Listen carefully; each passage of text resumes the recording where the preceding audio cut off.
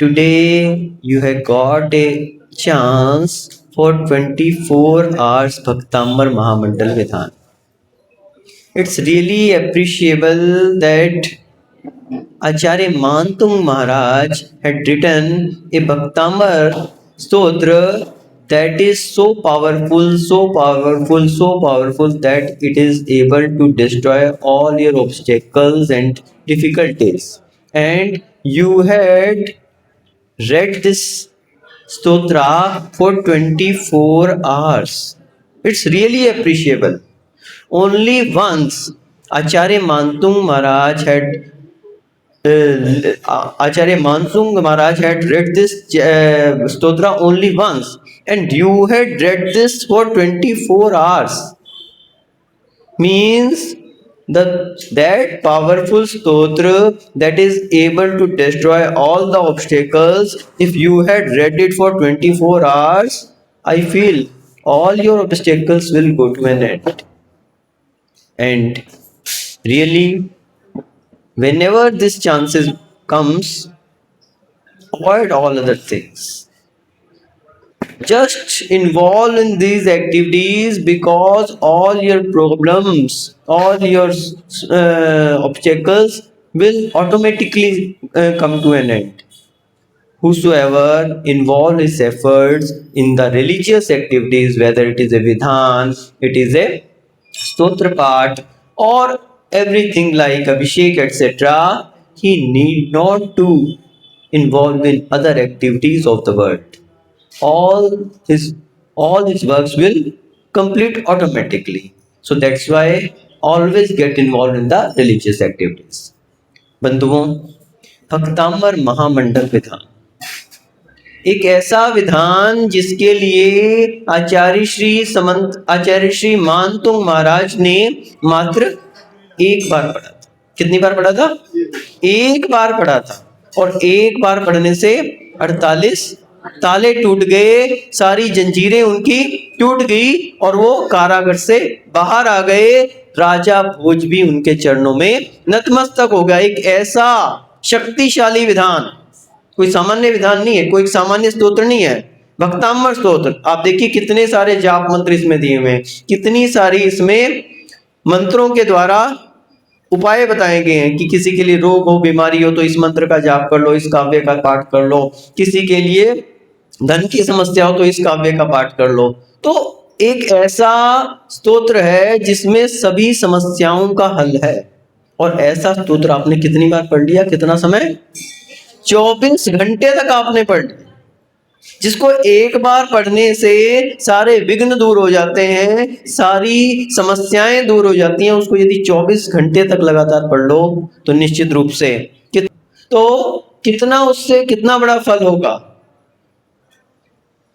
एक बार पढ़ने से जिससे सारे विघ्न दूर होते हैं, अगर 24 घंटे तक पढ़े तो निश्चित रूप से अपने आप ये सारे, ऐसा विधान जिसमें इतनी ताकत है, एक एक मंत्र में इतनी ताकत है कि सभी समस्याओं को दूर कर सकता है।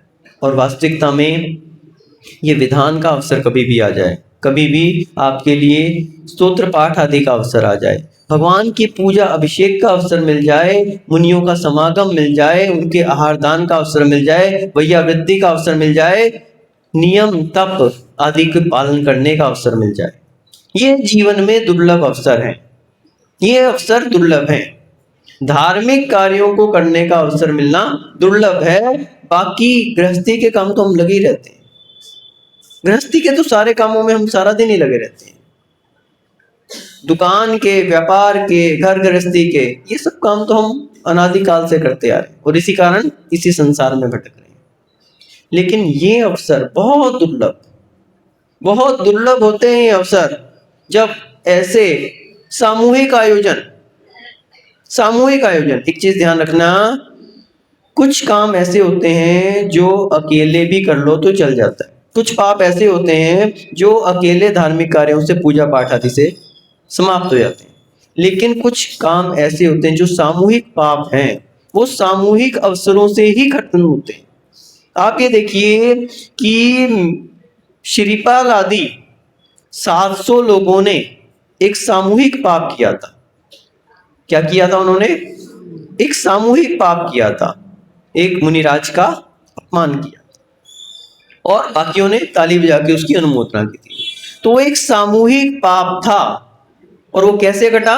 जब सामूहिक रूप से विधान किया तो ही उसका निराकरण हो सका। तो जो सामूहिक पाप होते हैं वो सामूहिक अवसरों पर ही घटते हैं। इसलिए अपन प्रतिदिन की पूजा तो रोज करते हैं। प्रतिदिन की पूजन तो अपन हर रोज करते हैं, अपने अपने मंदिरों में, अपनी अपनी वेदी पे अपने अपने अभिषेक आदि पूजन आदि हर रोज करते हैं। तो उससे हमारे जो प्रतिदिन के पाप हैं वो तो कटते हैं, लेकिन कुछ ऐसे पाप होते हैं जो हमने सामूहिक रूप से किए हैं, वो एकमात्र सामूहिक अवसरों पर ही कटते हैं। तो जब कभी ऐसा सामूहिक अवसर आ जाए उस समय अपने व्यक्तिगत कार्यों को विराम दे देना चाहिए, स्थगित कर देना चाहिए। क्योंकि आप अपने कार्यों को, अपनी पूजन, अपना प्रक्षाल, अपना जो कुछ भी आपको पाठ आदि करना, उसको आगे पीछे कर सकते हैं। लेकिन जो सामूहिक अवसर में कार्य हो रहा है उसमें शामिल होने का अवसर आपको तभी मिलेगा, अन्य समय में नहीं मिल सकता। तो वो पाप काटने का अवसर आपका वही है। इसलिए जब कभी भी कोई सामूहिक आयोजन हो, चाहे वो भक्तांबर का 24 घंटे का पाठ हो, चाहे मुनिराज के प्रवचन हो, वाचना हो, चाहे और भी कोई ऐसे सामूहिक कार्य। कल आपके यहाँ पर परम प्रभु भगवान विराजमान, आपके देहाती परिवार वालों की ओर से क्या हुआ? भगवान आकर विराजमान हो गए आपकी वेदी में। कितना बड़ा कार्य हो गया! 3 लोक के नाथ आपके मंदिर में आ गए, आपकी वेदी में विराजमान हो गए। इतना बड़ा कार्यक्रम। और साथ के साथ यहाँ पर क्या चल रहा है? भक्तामर विधान 24 घंटे का लगातार एक साथ सब लोग इसमें इन्वॉल्व हो रहे हैं, और उधर भी वहां पर शांति विधान चल रहा। तो ये ऐसे सामूहिक अवसर जब भी आ जाए, वाचना चल रही है आपकी यहाँ पर, 3 समय की क्लासें चल रही हैं, तो ये सब क्या है? ये सामूहिक अवसर हैं। और जब सामूहिक अवसर आपको मिल जाए, घर गृहस्थी के कामों को तो वैसे ही छोड़ देना चाहिए उस मौके पे, वो तो अपन कभी भी कर लेंगे आगे पीछे। अपने जो व्यक्तिगत कार्य भी हैं, व्यक्तिगत पूजा पाठ भी है, उसको भी अपन को थोड़ा आगे पीछे कर लेना चाहिए, क्योंकि ये अवसर आपको दोबारा नहीं मिलेगा।